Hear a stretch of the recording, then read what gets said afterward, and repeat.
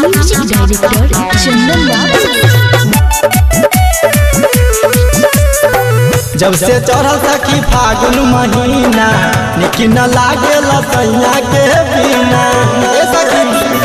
जब से चढ़ल सखी फागुन महीना निक न लागे लसैया के बिना। हमर राजा जी रहे बंगाल में रंग डालबल में बनाई यार से बाकी कही हो जानी तू भतार से। रंग डालबल में बनाई यार से जानी कही हो सखी हो भतार से।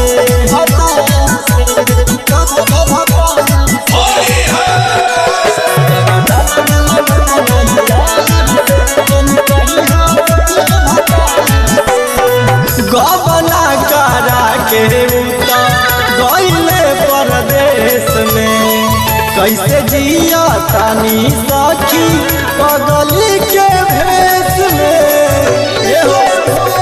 जब से गईले सखी गबना कराई के जिया तानी हमें सखी पगली के भेष में।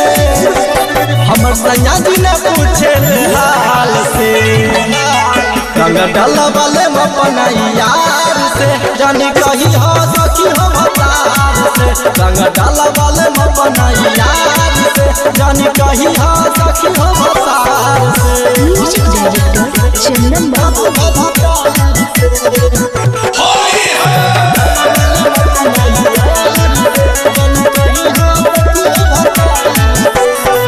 राइटर साजन कहेला सखी होली में बाहर हो यार चंदन बाबू करी है जवानी तारे तार हो। राइटर साजन कहेला सखी होली में बाहर हो यार बरजस बाबू करी है जवानी तारे तार हो।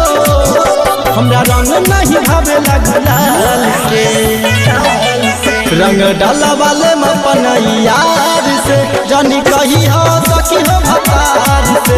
रंग डालबल में बनाई यार से जानी कही हो सखी हो भतार से। KC music digital recording studio Dalsingh सराय।